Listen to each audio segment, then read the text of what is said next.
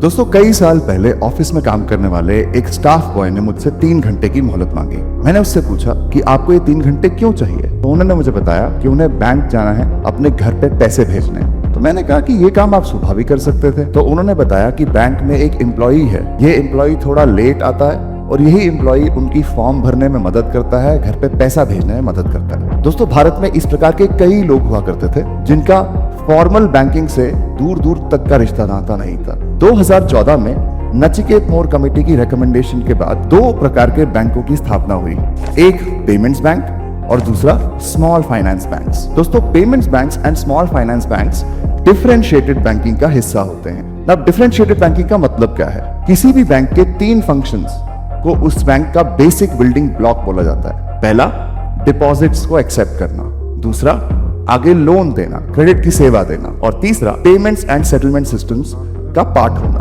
Payments banks in तीनों हिस्सों में एक फंक्शन को नहीं परफॉर्म करते, वो फंक्शन है क्रेडिट। इन बैंक्स में क्या डिपॉजिट्स एक्सेप्ट किए जाते हैं? पेमेंट्स बैंक्स टर्म डिपॉजिट्स को, फिक्स्ड डिपॉजिट्स को एक्सेप्ट नहीं करते, सिर्फ और सिर्फ डिमांड डिपॉजिट्स को एक्सेप्ट करते हैं, वो भी अप टू 2 लाख रुपीस। क्या पेमेंट्स बैंक लोन दे सकते हैं? बिल्कुल भी नहीं। पर ध्यान रखिएगा, पेमेंट्स बैंक्स मनी मार्केट में पार्टिसिपेट कर सकते हैं। वो भी कौन सा? कॉल मनी मार्केट या फिर collateralized borrowing and lending obligations. That means कि वो बाकी फाइनेंशियल इंस्टीट्यूशंस से लेन देन कर सकते हैं, आम कस्टमर से नहीं। और तीसरा, पेमेंट्स बैंक्स जिनका मुख्य उद्देश्य क्या है?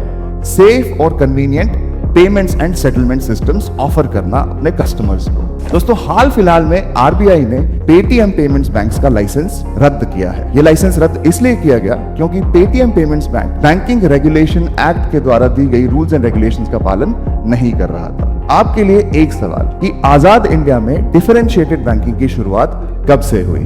2014 से या उससे पहले से? जवाब कमेंट सेक्शन में जरूर दीजिएगा।